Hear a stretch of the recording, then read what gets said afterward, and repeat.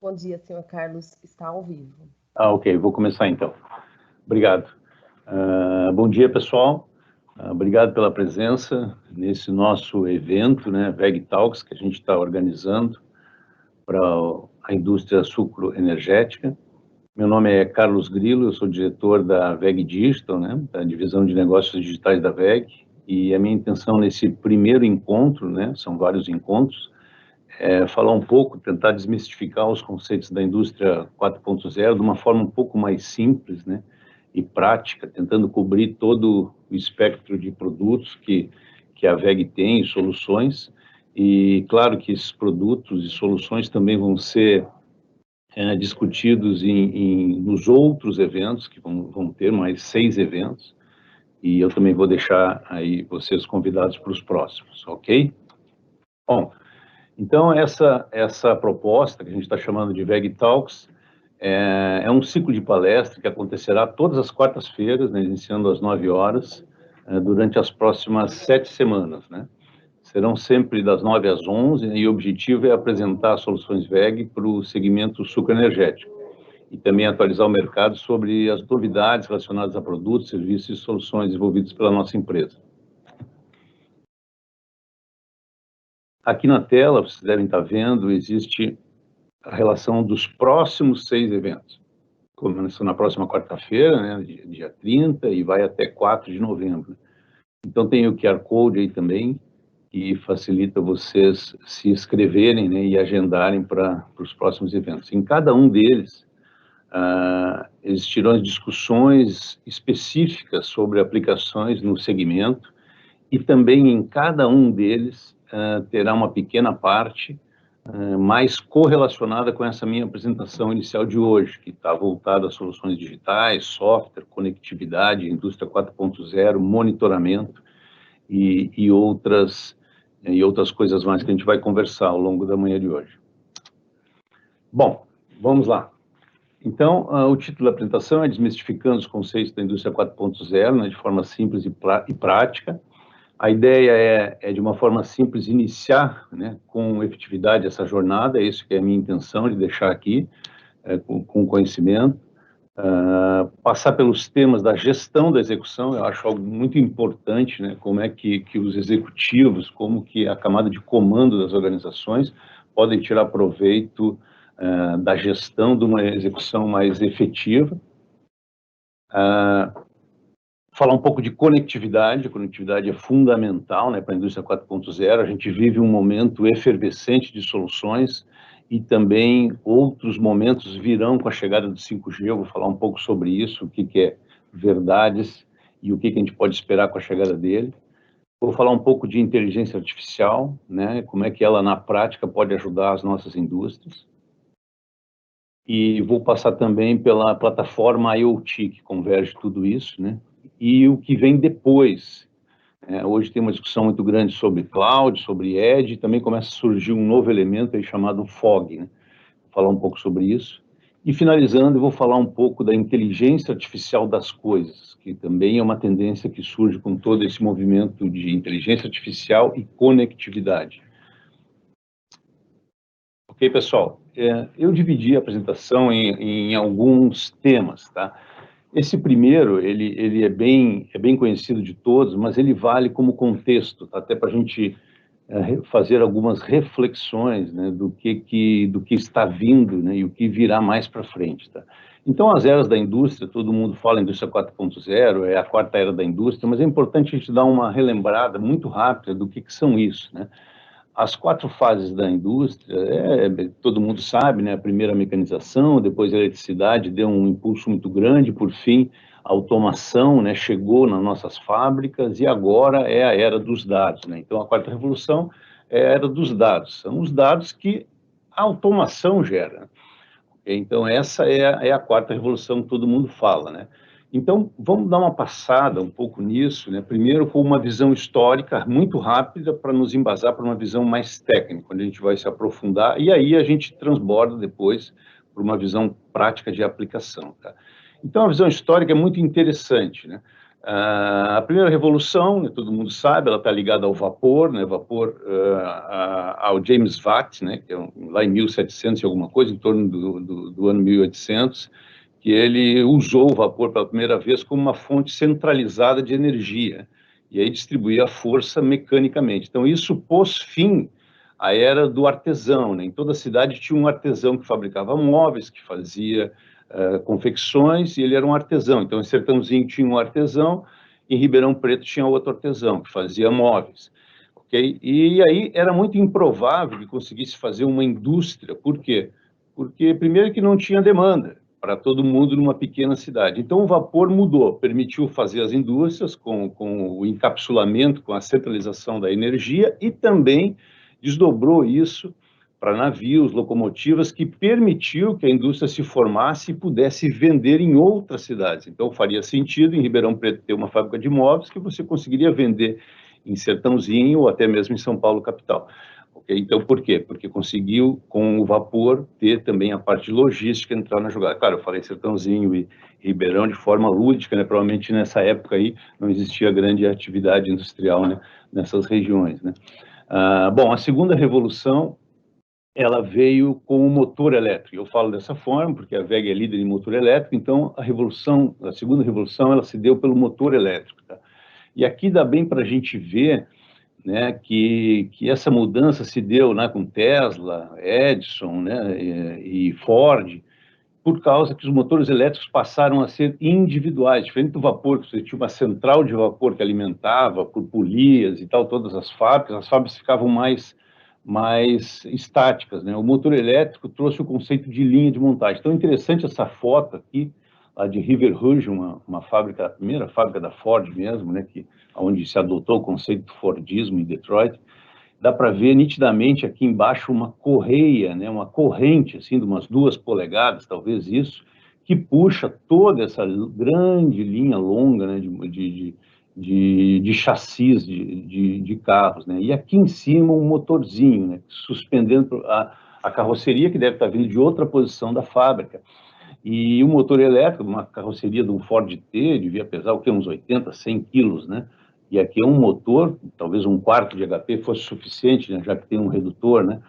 Mas pelo tamanho parece um motor de 30 cavalos da WEG, né? Então realmente é uma coisa bem do início. O motor elétrico permitiu esses movimentos. E o interessante é que o Ford descobriu isso numa linha de desmontagem, né? Ele visitou os frigoríficos de Cincinnati, e os frigoríficos faziam isso, né? Penduravam o boi e iam fatiando, desmontando ele em forma de linha, daí que veio a ideia de fazer a linha de montagem. Então essa foi a segunda revolução, é uma história bem conhecida, né? E aqui na volta dos anos 80, 70, que veio a terceira revolução, essa nos interessa mais, né? Ela está mais ligada ao uso dos PLCs, a programação lógica, os computadores chegaram na fábrica, olha os CADs como era antigamente, cartão perfurados, quem é mais velho como eu, assim, deve se lembrar disso aí. E hoje é possível fazer automações, desde essa simples unidade aqui de cogeração, né? E você consegue ter todo sinótico, enfim, automação. Isso já está dominado há muito tempo, né? Então aqui eu boto até um quadro, né, de automação de uma caldeira, né? E eu chamo de pré-ISA 101. Interessante o conceito ISA, nós vamos falar um pouquinho, tá? É um sinótico do pré-ISA e aqui um sinótico pós-ISA 101. Interessante, né? Olha a diferença dos dois, né? Talvez até achem esse primeiro mais bonito, né? Mas a ISA 101 definiu padrões de alarme, exatamente por essa avalanche que surge agora de dashboards de indústria 4.0, existem padrões, né? Então, nessas duas telas tem um alarme, vocês conseguem enxergar? Bom, provavelmente nessa aqui é mais difícil, nessa aqui já dá para ver alguma coisa, tá? Então, existem padrões que permitem a visibilidade rápida, isso é a ISA 101. Isso surgiu de acidentes aéreos, acidentes em refinarias, então foi redesenhado toda essa parte de dashboard, seguindo essa instrução da ISA, né? Legal, então chegando na quarta revolução industrial, ele é um termo, né? A indústria 4.0 surgiu na Alemanha em 2011, né? Foi na Feira de Hannover, esse primeiro stand aqui, foi um programa de Estado do governo alemão, né, para adotar uma estratégia, né, para dar uma evolução para a indústria, automação. Então, um conceito bem amplo, e hoje ele abriu em muito, né? Ok? Mas, basicamente, seguindo, né, a academia alemã, ele é baseado na ACATEC, que é a Academia Técnica Alemã, que foi quem ajudou a cunhar esse trabalho para o Estado alemão, né, que surgiu nessa apresentação de 2011. E a ACATEC, até hoje, ela rege, né, quais são as práticas, enfim, ela é um instituto técnico, né, muito atuante nessa discussão. E ela define que a quarta revolução está baseada em dados, e esses dados devem gerar 4 passos. Primeiro é a visibilidade, o que aconteceu, né? O que aconteceu? Os dados me respondem isso. A transparência, por que aconteceu? A preditividade, o que irá acontecer? E, por fim, chegando num ambiente flexível e adaptável, né? Então, vários temas são subdivididos dessa quarta revolução, né?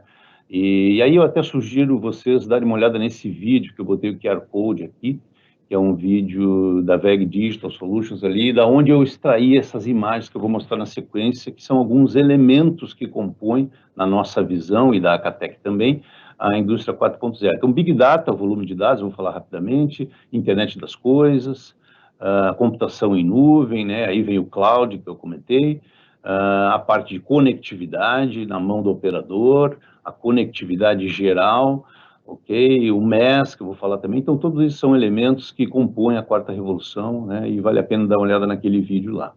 Beleza? Fechando a visão histórica, então, só para dar esse preâmbulo. E vamos agora para a visão técnica, um pouco mais técnica. Bom, a mesma CATEC que eu falei antes, é o mesmo slide, ela define esse padrão aqui, né, que é os estágios da indústria 4.0 para desenvolver, junto com a Universidade Aachen, na Alemanha, tá? Então, são 6 passos, eu aqui detalho um pouco melhor, né, e agora aqui eu começo a traduzir para o português para ajudar um pouco mais. Então, aqui você tem o valor que isso traz, uma etapa em 2 passos, que é que eles chamam de digitalização, e uma outra etapa em 4 passos, que é efetivamente a jornada da indústria 4.0. Vamos entrar em cada uma delas, aí, dessas 6 etapas. A primeira é o que é chamado pela Academia Alemã de uso do computador, né? Então, é você ter o SCADA, o PLC na sua fábrica, isso já era, né? Isso a gente já está há muito tempo nisso, né? A segunda etapa é a conectividade. Então, ele fala aqui no item 3.1.2 de conectividade, que é o segundo estágio, né? Fala aqui de MES, CAD/CAM, fala algumas coisas que a gente vai discutir, né? Protocolos. A terceira etapa, já entrando na indústria 4.0, o que é chamado de visibilidade. Quer dizer, eu começo a conseguir enxergar o que está acontecendo, é a visão, né? Então, aqui começa a camada de IoT, eu começo a sensorar quantos motores na minha planta eu já consigo monitorar com o MotorScan, quantos processos que eu tenho em batelada, que eu uso sistemas de visão computacional para poder me ajudar, quantos equipamentos elétricos eu monitoro, a corrente, tensão, energia consumida. Quer dizer, então, começo a falar de visibilidade. Okay? Esse é o primeiro estágio, o estágio debut da indústria 4.0. O segundo estágio é a transparência. A transparência é quando você começa a perguntar por que está acontecendo isso, entendendo por que dos meus 200 motores da minha usina, tem 3 motores que vibram sempre à noite. Okay? Essas são as perguntas que você começa a fazer e começa a ter resposta com a transparência, segundo a Acatec. Então, você começa a ter correlações de anomalias, Big Data, aplicação de algoritmos de inteligência artificial, até algoritmos mais simples, como correlação, né? Mas que alguns até dizem que é inteligência artificial e tal, para poder fazer um charme, mas no fundo é transparência, é o uso dos dados para enxergar o que está acontecendo. A quinta etapa é a capacidade preditiva, é tentar responder, né, o que vai acontecer, é estar preparado, é estar alerta. Okay? Então, isso está mais ligado também à inteligência artificial, rotinas de machine learning, que eu vou explorar um pouco mais. E, por fim, o sexto etapa, que eles chamam de adaptabilidade, né, que é a capacidade de adaptação e flexibilidade, é a convergência das tecnologias em uma plataforma de tomada de decisão compartilhada, de humano e de software, né? Ok? De forma flexível, conforme a necessidade de criação, de preferência low code, quer dizer, eu vou explicar um pouco mais esses conceitos, mas é você ter a sua plataforma, a sua usina, a fazenda, a sua operação, ela é única, então ela tem que ser construída de forma flexível e que permita que você escale, isso é isso que a Acatec fala, né? e ser flexível. Legal? Então, na realidade, aí é um conceito pessoal meu, né, e talvez da WEG também, é que a quarta revolução industrial, dados e automação, desde a década de 80, é quase a mesma coisa. A única diferença é que a gente está ampliando essa janela de visão com os dados e com o uso dos dados. Os dados sempre estiveram lá. Ok, é verdade que hoje a gente consegue ter mais dados, consegue ter sensores mais baratos, sensores mais fáceis de instalar, menos dependente de conexão de fios, daí vem o termo wireless, né, sem fio, né? Então tem todo um cenário de fundo que te permite essa segregação dos dados da automação em uma nova palavra, uma nova era da indústria 4.0. Mas para nós, a gente acredita que isso tem que ser conduzido junto. Ok? Voltando a falar da ISA, né? A ISA, eu falei da ISA 101, que cria aqueles padrões do que é um bom dashboard seguro, de um dashboard que só é bonito e não é útil. A ISA também tem a ISA 95, né, que rege uma coisa bem interessante. Bom, primeiro, o que é a ISA, né? A ISA é uma sociedade internacional de automação, ok? E ela define normas e regras para a automação. Então, a ISA 95 define como são as interfaces de automação entre os equipamentos, os seus motores, seus geradores, seus caminhões, com os sistemas de controle. O que são os sistemas de controle? É o teu MES, é o teu SCADA, é o teu supervisório, e os sistemas corporativos. O que são os sistemas corporativos? É o teu ERP, é o teu planejamento, é o teu sistema de RH. Então, é uma convergência de todas as informações de dados. Então, a ISA 95, ela define isso, e ela define em forma de pirâmides. É bem fácil de entender, eu vou explicar para vocês na sequência. Então, para nós da WEG, a ISA 95, ela é uma pirâmide de 3 faces, em que existem os conceitos, a aplicação dos conceitos e os produtos que a gente cria para atender essas aplicações. E é isso que eu vou mostrar agora. Bom, então aqui estão as 3 faces da pirâmide da ISA 95, né, que rege essa correlação entre as coisas, os sistemas de controle e os sistemas corporativos. Então, primeiro conceito são os equipamentos, estão na base da pirâmide, os sensores, a conectividade, já junto com os equipamentos, a integração e a coleta e armazenamento de dados, né? Isso também é um conceito interessante, tem uma interface entre um e outro. Tem também o monitoramento e o controle e a automação, olha a automação da terceira revolução aí dentro. Depois tem a análise dos dados, olha a quarta revolução, ela está ali, também tem uma interfacezinha, né? E por fim, a flexibilidade, a eficiência, que é o que a CATEC preconiza. Então, esses são os conceitos que a gente tem que construir. Como é que a gente aplica esses conceitos? Bom, a gente aplica esses conceitos, né, nos nossos motores, nas máquinas, nossas soft starts, turbinas, redutores, caminhões, tratores, eles estão na base da pirâmide. Depois vem a comunicação, eles precisam se comunicar com alguma coisa, tem protocolos, alguns são mais eficientes, outros menos eficientes para cada aplicação. Existem as interfaces, os PLCs, os SCADAs, os supervisórios, e vai subindo, e aqui surge o MES, o Sistema de Gerenciamento da Manufatura, da Execução, né? A execução que é importante. Sobe ainda mais dados, surgem de tudo isso, e aí vem as camadas de analytics, de insight, inteligência artificial, e por fim, o que se espera, que é o que preconiza a CATEC, ter uma plataforma que permita toda essa convergência, são muitos dados, tá? Ok? Essa é a face da aplicação dos conceitos da ISA. E os produtos? Bom, os produtos não daria para uma apresentação de 2 horas para falar de todos eles, então por isso que a gente distribuiu em 6 apresentações e mais a minha, 7ª, né? A gente vai também transitar por todos eles e alguns deles eu já vou falar agora, tá? Bom, esses produtos, no nosso entendimento, eles precisam ter 4 elementos que se encaixam de forma visceral, assim, eles precisam ser muito bem conectados para que isso funcione bem, tá? E a gente tem algumas opções, é isso que eu quero mostrar para vocês, tá? Bom, vamos falar um pouco de MES, conceito de MES e o que é o MES. O MES, ele é fruto dessa convergência que a gente vem falando, a convergência da tecnologia de informação, da parte de TI, com a tecnologia de automação. Olha só, começa na década de 70, o início da terceira revolução, da automação, RP, As coisas vão convergindo com os protocolos, e hoje já se fala em arquitetura integrada. Olha uma pirâmide de novo, eu estou ficando até místico de tanta pirâmide que eu enxergo, e aqui está o MES, né? O MES está no meio disso, é a camada de conexão das coisas com o ERP, com o corporativo, né? Está aqui. Então, este é o MES. De forma mais simples, tá? Vamos pegar a nossa operação, a nossa planta. A nossa planta tem aqui embaixo as coisas, né? Uma bela turbina TGM, os motores elétricos, um G3 Full aqui. Essas são as coisas, né? As coisas emanam informações em segundos, né? Eu não gosto de chamar os meus produtos de coisa, mas essa é a internet das coisas, né? As coisas emitem informação a cada segundo, né? E lá em cima está o RP, onde tem as ordens, o que vendeu, o planejamento, a chuva, vai chover, não vai chover, vai dar para colher, não vai dar para colher. Esses são os dados que vêm do corporativo, né?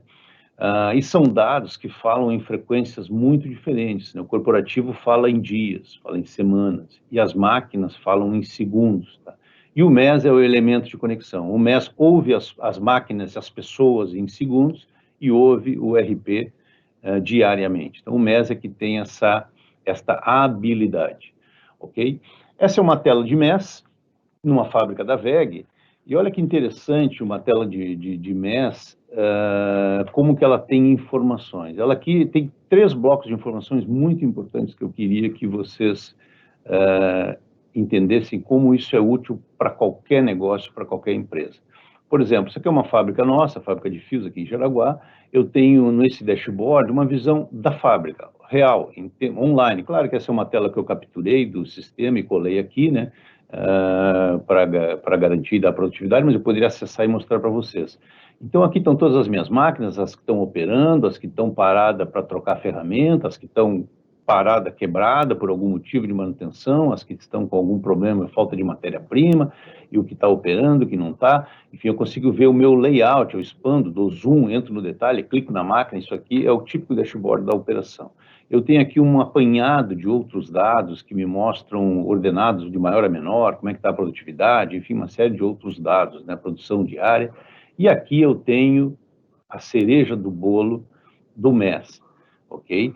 Que é o OEE. O que é o OEE? O OEE é uma sigla em inglês, né, de eficiência geral do equipamento, né, mas pode ser da tua fábrica. Então, essa fábrica está com 88% de OEE nesse momento, ok? E esse número é bom, esse número é ruim, entendeu? Eu não sei se é bom ou é ruim, a única coisa que eu sei é que ele tem que melhorar sempre, ok? Então, o OEE é o teu indicador de produtividade, de eficiência. É isso que você, como acionista, né, como operador, como gestor de operação, tem que buscar.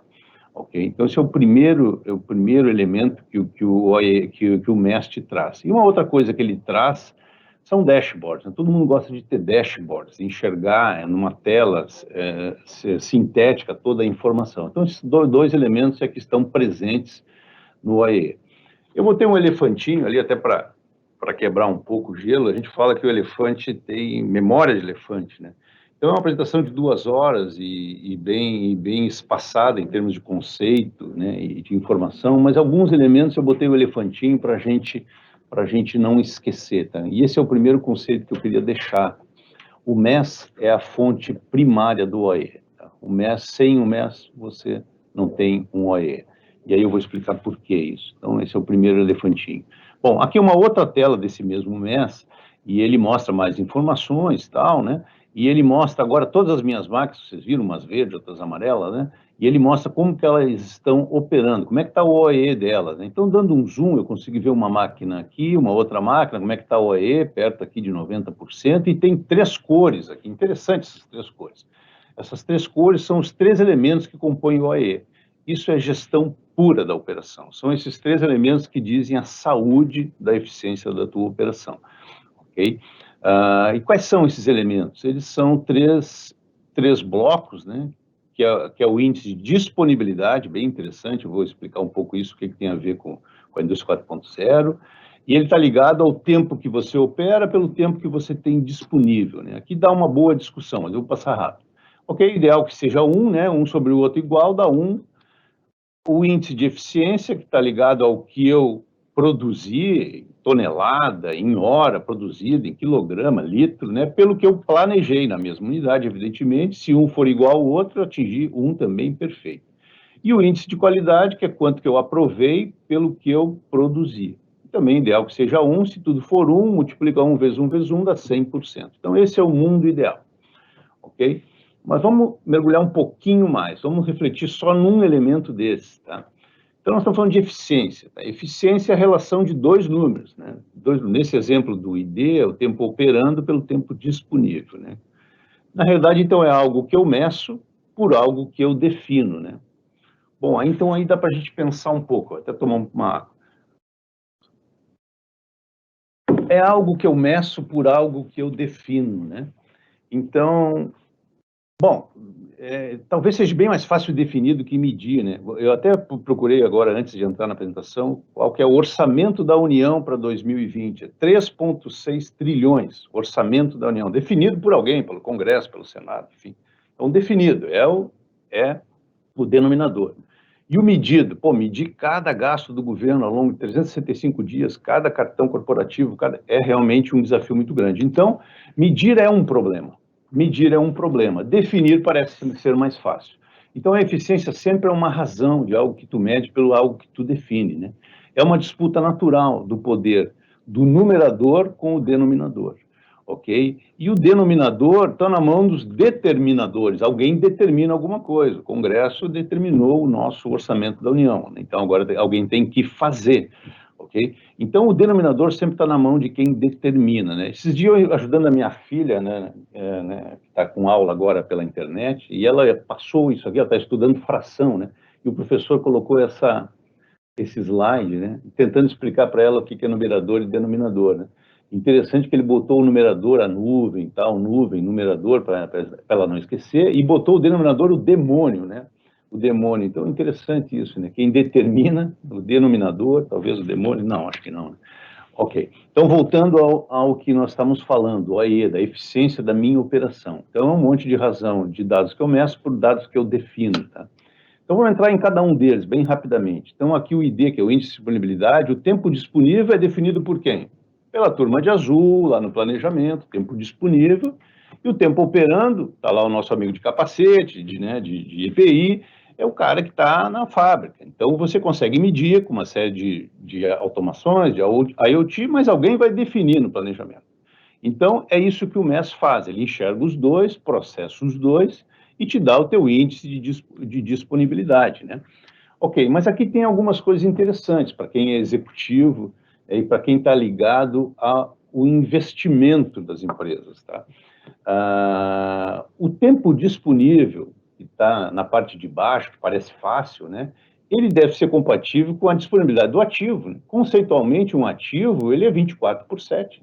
Então, se eu tenho um trator que eu compro para colher cana, o acionista, quando comprou aquele trator maravilhoso, caríssimo, ele comprou e ele é da empresa 24 horas por dia por 365 dias. Não, mas a safra é só entre um mês e outro. Não, mas o trator, a disponibilidade do ativo é o ano todo.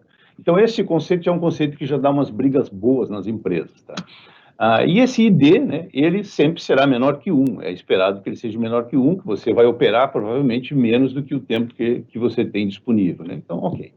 O outro, que é o índice de eficiência, quanto que eu produzo pelo que eu planejei, também é meio intuitivo, né? O planejamento é a turma de azul do planejamento, bota no RP lá, e o que eu produzi efetivamente eu meço, né, com uma câmera, com uma válvula de controle, alguém digita num PLC, enfim, o operador preenche uma planilha de papel que depois vai para algum sistema, e o MES é que converge tudo isso, né? Converge tudo isso e entrega esse índice de eficiência, né?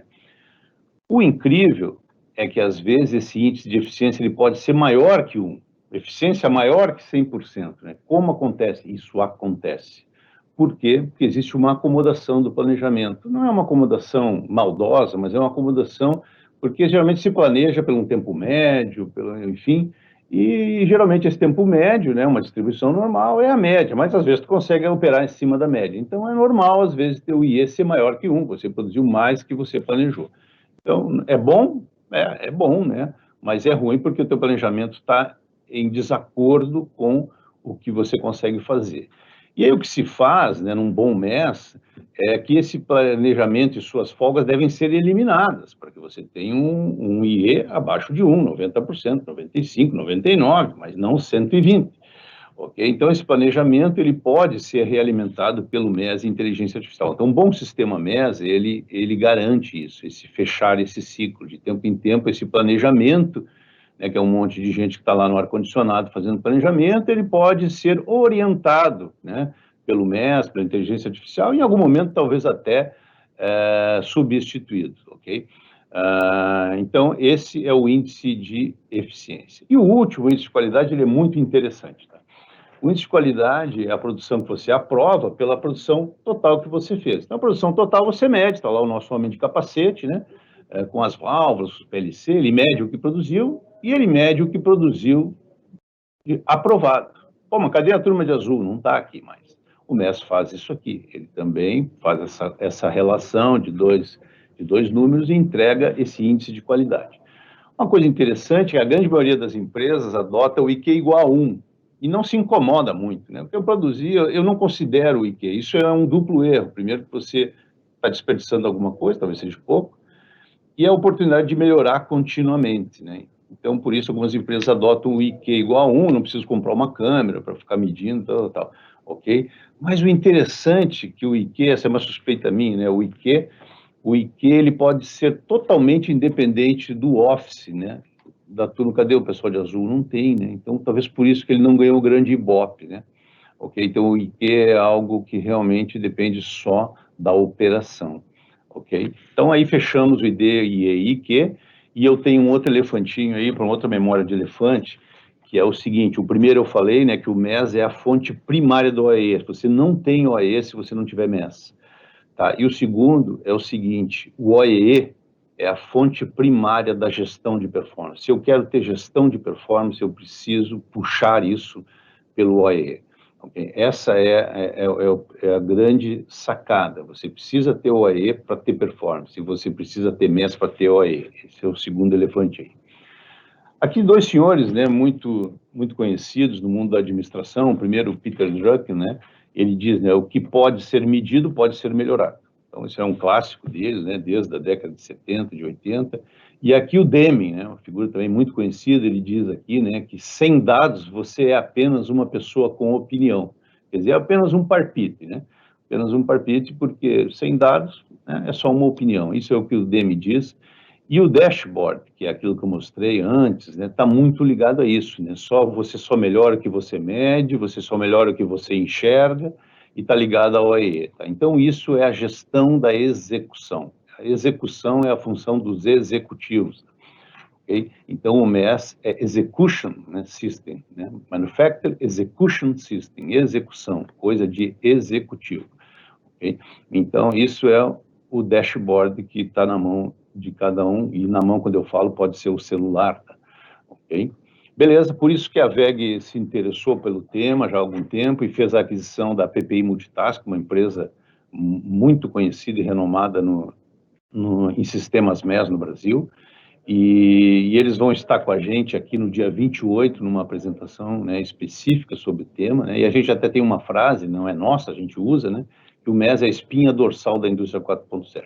Ok? Então, aqui a gente fecha o MES e a opção que eu dou para vocês é realmente falar com a gente, com o Grupo VEG, com a PPI Multitask, que a gente consegue ajudar nessa temática da execução. Bom, vamos falar um pouco de conectividade. Deixa eu ver o tempo, ok, está dentro do tempo. Conectividade. Bom, conectividade, ela é algo que está ligado em tirar a informação de algum lugar e colocar no outro, né, num sistema já informatizado que eu possa tirar valor desse dado, né, ok? Bom, eu vou dar um exemplo para explicar um pouco, né, como a conectividade, a tecnologia wireless, a tecnologia sem fio permite a gente evoluir, tá? Mas eu preciso passar por alguns conceitos. Então, aqui tem uma foto de uma válvula, de um campo de gás, ok? E essa válvula tem um sensor aqui em cima, né? Um sensor, um NIC, né? Que é um Network Interface Card, igual o celular, o cartão de celular que a gente coloca no nosso celular, que pode trocar de operador, coloca um outro cartão. O NIC é isso, é uma interface que está dentro de algum IoT que transmite algum dado, tá?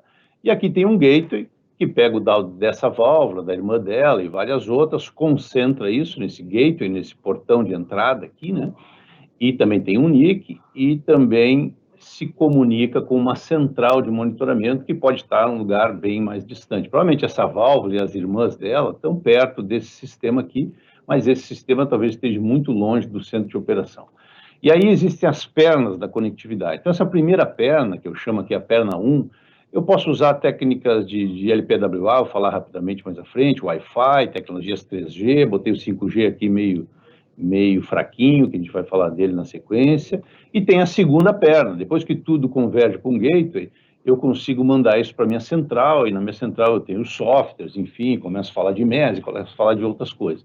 Essa segunda perna de conectividade, também eu posso usar as tecnologias LTE, 3G, 4G, satélite, que também é uma coisa que a gente conhece bem na P2Com, rádio, também muito usado no agro, e o 5G também que está chegando. Então, essa é a sequência da conectividade normal. É um equipamento, um gateway e uma conectividade longa. Mas existe uma coisa agora que eu desenhei no outro sentido que é super importante, que é o que a gente chama de atualização dos softwares, que é o firmware. Tem o hardware, que é a coisa física, o software, que é o que está aqui, e tem o firmware, que é algo que está embutido, que é o software interno ao equipamento, ao teu gateway, ao teu IoT. Esse firmware, ele deve ser atualizado quando precisar. É o que é chamado na tecnologia de over the air, quer dizer, sobre o ar. Eu posso, pelo ar, poder atualizar tanto o meu gateway quanto o meu dispositivo. Então, isso, um bom sistema de conectividade tem que permitir essa flecha também na outra direção, ok? E aí vem uma definição muito legal, que todo mundo fala de smart products. O que é um produto inteligente? O que é um smart product? Eu peguei a definição dessa enciclopédia livre, né, que todo mundo usa, até meus filhos usam para fazer trabalho da escola. Eu usei esse conceito exatamente porque é algo, né, que é consensado. Talvez não tenha um rigor técnico, mas ele é algo que é bem útil para esse nível de discussão. Okay? Um produto esperto, né, um produto smart, ele é um produto que tem a habilidade de se comunicar, a capacidade de se atualizar e se transformar em outro produto à medida que você vai configurando ele. É a diferença, eu uso um exemplo, a diferença de um controle remoto e de um celular. O controle remoto tem muitos mecanismos similares ao celular, processamento, conectividade, gestão de energia, memória. O celular também tem tudo isso. A diferença é que o controle remoto nasce controle remoto e morre controle remoto. O celular, toda semana, tem uma atualização para a gente baixar, isso quando não dá uns bugs, né? Okay? Então, é isso que é um Smart Product, é um produto que se atualiza a cada atualização de firmware. Por exemplo, o nosso Motor Scan, não sei se vocês estão enxergando, o Motor Scan ele já está na 10ª atualização de firmware. Então, quer dizer, a cada atualização de firmware, ele fica um produto melhor, mais inteligente, mais esperto, mais smart. Okay? Essa é a definição que tem tudo a ver com conectividade, nos dois sentidos. A informação que vai e a atualização que vem. Ok? Aqui um outro exemplo também de conectividade, aí eu falo um pouco mais do LPWA que eu vou explicar. É uma conectividade de perna única. Por exemplo, um sistema de iluminação pública que é inteligente, que monitora a tensão da lâmpada, a luminosidade e tal, com GPS, e se comunica direto com uma central de forma autônoma, é uma perna única. Aqui na central você tem acesso a todas as lâmpadas, qual que estão queimadas, qual que está começando a ter problema, e essa conectividade, né, seguramente usa LTE, 3G, 4G, e já começa a usar outras tecnologias LTE, como Narrowband IoT, CAT-M1, que são os conceitos LPWA. O que é LPWA? É, em inglês, uma sigla para baixo consumo e grande área. Então, uma tecnologia LPWA, ela tem que ter baixo consumo, porque se ela tiver uma bateria dentro, ela tem que consumir pouca bateria. Okay? E ela tem que conseguir também atuar numa grande área para poder tirar mais proveito dessa conectividade. Então, esse é um conceito LPWA muito conhecido e que é a base da conectividade. Então, agora vamos falar um pouco mais do mundo da indústria, o mundo real. Suponha que eu tenho uma série de ativos, né, que o investidor investiu nesses ativos. Tá? Esses ativos, eles emanam dados. Tá? E esses dados, é importante ir para o meu MES, para o meu sistema de gestão da execução. Então, esse é o caminho, pegar esses meus ativos e botar esse dado lá dentro do meu sistema. Okay? Esse é o desafio da conectividade. E esse desafio, ele tem uma parcela CAPEX, de investimento mesmo, né? E uma parcela OPEX, de operação, que é aquele custo que todo mês eu acabo desembolsando para ter essa possibilidade. Muito bem. Então, vamos explorar um pouquinho mais esse conceito, esse balanço aí do CAPEX e do OPEX. Então, eu tenho meu ativo lá, um trator caro, ou um transformador, né? Ou mesmo um avião, né? Que eu uso para minha operação agrícola. Eu posso pegar os dados desse ativo e criar um dispositivo, algo que lê esses dados, um IoT, e me coloca essa informação no sistema. Esse é um caminho, tá? E eu posso ter alguém não, algo, né? Alguém que lê esses dados e me coloca também no meu sistema. Porque são duas opções. Majoritariamente, a escolha pela automação, pelo IoT, ela tem um desafio de CAPEX, você precisa fazer um investimento. Está muito mais ligado ao CAPEX, obviamente tem o OPEX também, mas ele é basicamente CAPEX. Quando você opta por alguém fazer isso, alguém, quando esse avião posa, vai lá ver quanto está de combustível, quanto sobrou de defensivo, como é que está o óleo, anota tudo, quantas horas voou no odômetro, a pressão do pneu, bota numa planilha, vem aqui e digita no computador, eu estou usando uma pessoa, basicamente é o OPEX. Se eu tiver mais aviões, talvez eu precise mais pessoas. Ok? Então é basicamente OPEX, mas tem CAPEX também, evidente. Ok? E a comunicação, como é que esses dois conseguem colocar aqui dentro? Se a comunicação for externa, esse avião pousou numa pista muito distante da minha fazenda, e alguém vai ter que extrair esse dado de lá e vai me cobrar alguma coisa para botar dentro da minha operação. Isso aí é basicamente OPEX, né? Mas se for uma comunicação interna dentro da minha fazenda, esse transformador está no poste, do lado da minha sede, eu tenho um IoT, talvez eu consiga uma comunicação interna com menos CAPEX e mais OPEX. Então, esse balanço é importante, e aí a gente entra num exemplo bem interessante, quase lúdico e engraçado. Um grande fabricante nacional desafiou, né, as nossas empresas, a V2Com e a WEG, a criar uma solução de IoT para evitar perda, entende-se roubo, né, de barris de chope de 50 litros. Ela perde em torno de 40 mil barris por ano, né, 2% de toda a frota de barris, e um barril desse é mais ou menos R$200, chega da China, assim, embaladinha, R$200. Então, o desafio é a mesma equação que eu mostrei para vocês. Aqui está o ativo, né? Eu posso botar um cara a ler, acompanhar o barril, né? Impossível, não tem como, né?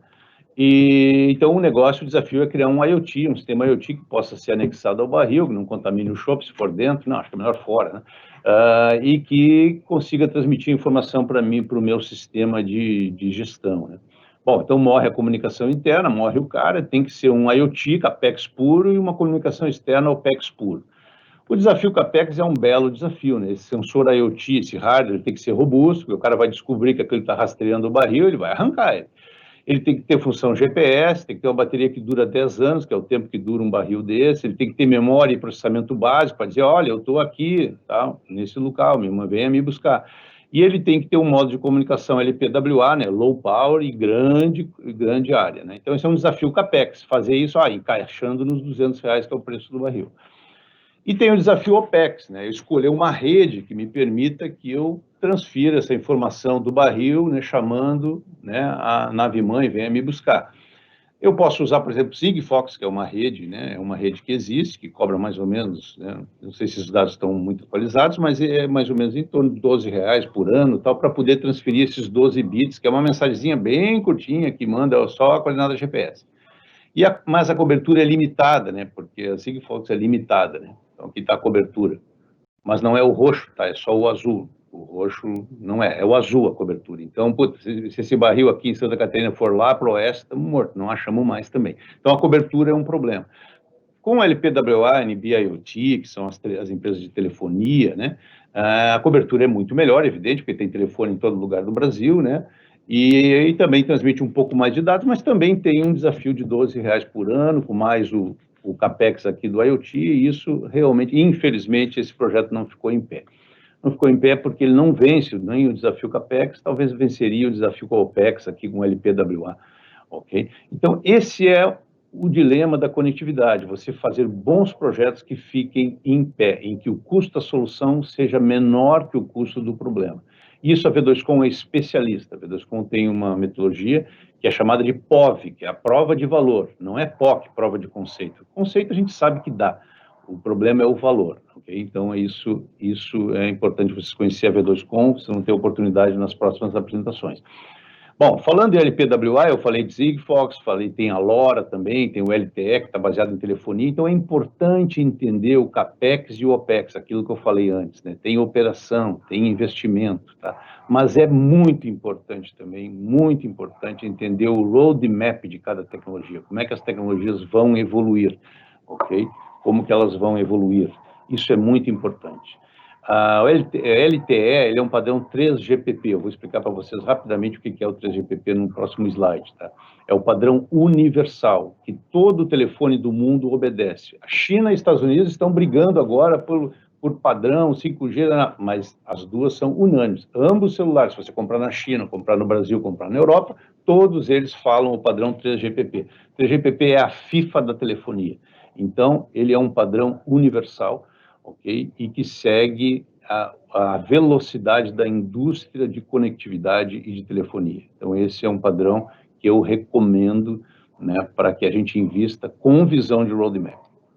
Ok? O NB-IoT ele vem caindo o preço ao longo dos anos, vem caindo cada vez mais por causa da escala, né? A indústria de telefone é uma indústria gigantesca e aí da escala isso vem caindo muito, né? É uma aplicação bem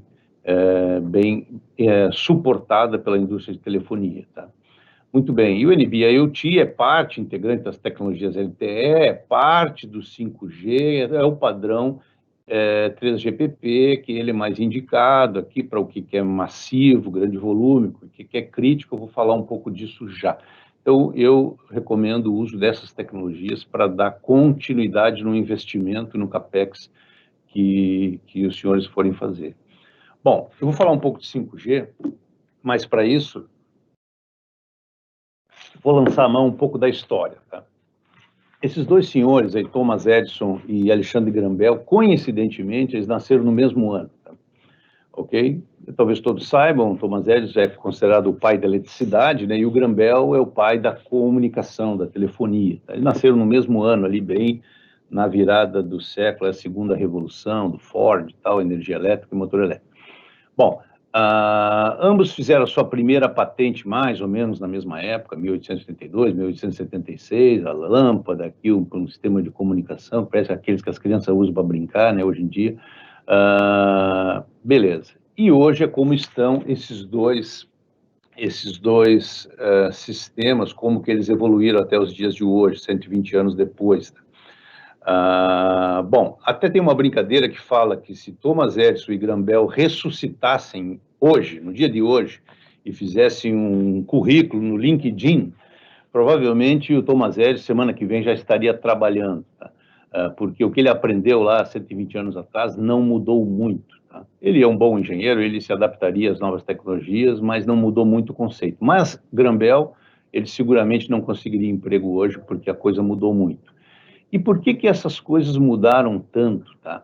Bom, a energia elétrica não mudou muito, tá? A única coisa que mudou são as tomadas, né? É incrível, né? Tu vai para um país, vai para outro, cada país é uma tomada, existe uma falta de padrão, mas o resto, ele é muito padronizado. A mesma energia elétrica que eu estou usando agora para transmitir essa live, né, é a mesma energia elétrica das máquinas que estão ali embaixo na fábrica, a mesma energia elétrica que está lá na minha casa, que meus filhos estão vendo televisão, é a mesma energia elétrica. A energia elétrica é um padrão universal. Aquelas brigas lá de 120 anos atrás, CC, a corrente alternada, ficou para trás. Hoje o padrão é universal. As tomadas ainda têm algumas briguinhas, mas também é um padrão. A telefonia, não.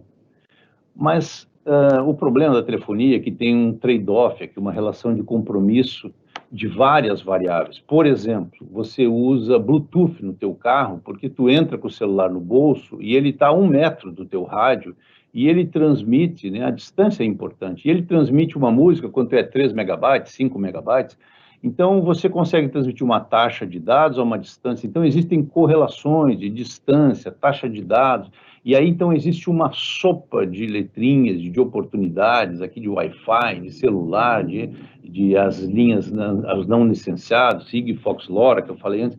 Então, existe uma série de opções e não existe um padrão universal. Bom, o que a 3GPP disse? O 5G será o padrão universal. vai unificar todas as diferenças. Okay? Então, a 3GPP, como eu falei para vocês, é a FIFA da telefonia, ela tomou essa decisão e foi uma decisão top-down, o 5G será o padrão único. Na sua casa, a sua internet de cabo será 5G, a sua TV a cabo será 5G, a sua internet será 5G, e o seu telefone será 5G, e tudo mais, o seu IoT será 5G. Então, esse é a profecia da 3GPP e é o plano em que se está trabalhando. Tá?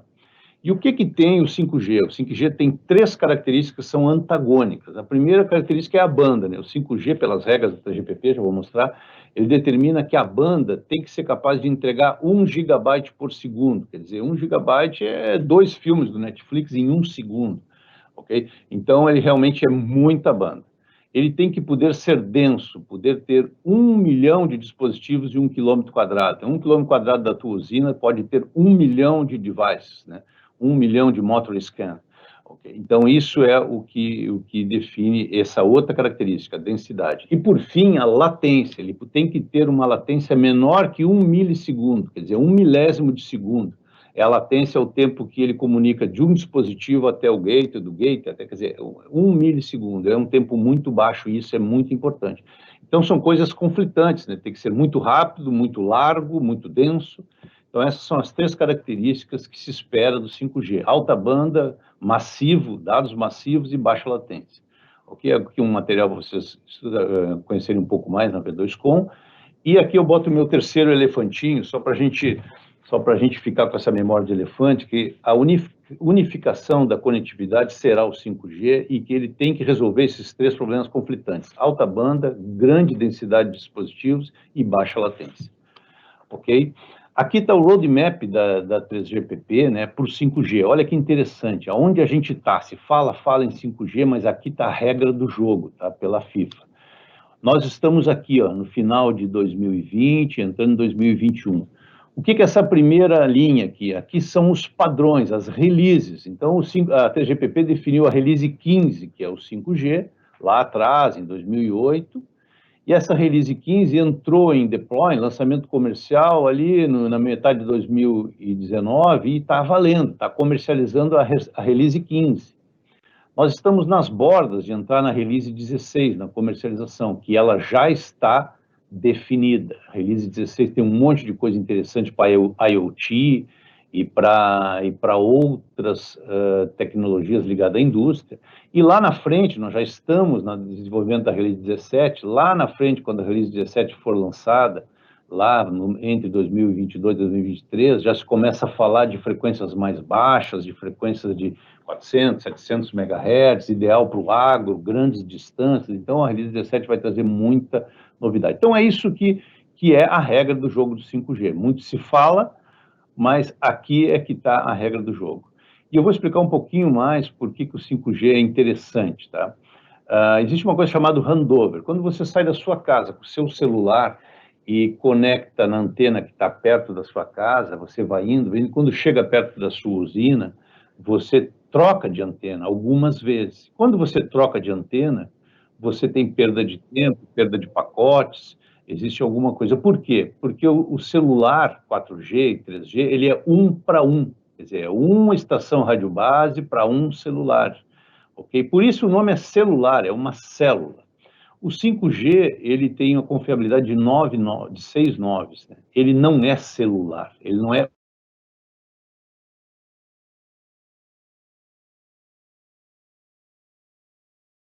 Vocês entenderem o que é o 5G, né? Isso aqui é um aplicativo que eu baixei para tirar uma foto do meu filho com o meu celular. Tirei várias fotos de vários lugares, né, de frente, de trás, de costa, para fazer um bonequinho 3D para imprimir. E eu tirei várias fotos, de frente, de lado, o nariz apareceu em várias fotos. Aí o computador pegou todas essas fotos e montou um modelo 3D, descartou o que tinha de ruim em cada uma, escolheu os melhores pacotes para montar um 3D. Isso é o 5G. É uma série de antenas que você vai ter na sua fábrica, na sua cidade, e você vai estar se relacionando com todas elas e o melhor pacote. Então, aqui explica por que o seu Graham-Bell, infelizmente, não conseguiu lá, 120 anos atrás, resolver o problema da conectividade num padrão único. porque faltava computador. Então, hoje, o mundo de hoje permite, com o poder computacional, resolver o problema do padrão universal da comunicação. Então, o 5G só existe porque existe poder computacional, ok? Então, essa é a analogia, é o quarto elefantinho, tá? Depois de 120 anos, o 5G é possível devido ao poder computacional e ele vai unificar e mudar a tecnologia de conectividade nas indústrias e nas cidades. Ok? Como é que isso acontece, tá? Ele acontece baseado em algumas ondas, tá? Baseado em algumas ondas. Existe um conceito de standalone e não standalone, existe os casos de uso. É isso que eu quero falar rapidamente, começa a entrar na indústria. No passado, né, não sei se vocês se lembram, o não standalone, quer dizer, que não é algo independente, a gente já usava. Eu me lembro quando eu chegava em Congonhas, vindo de Santa Catarina, se eu ligasse para alguém, eu falava em 3G. Se eu fosse mandar um e-mail, ele virava 4G. Por quê? Porque ele estava ancorando uma tecnologia de 3G para poder entregar 4G, conectividade, e-mail, tal. O 5G também faz isso no não standalone. Okay? Então, já está acontecendo, a release 15 é isso, a release 15 que está valendo é usar a estrutura de 4G que tem hoje para poder entregar mais banda, ainda sem compromisso de latência, de baixa latência, sem compromisso de densidade, ok? Mas banda já resolve com essa solução não standalone.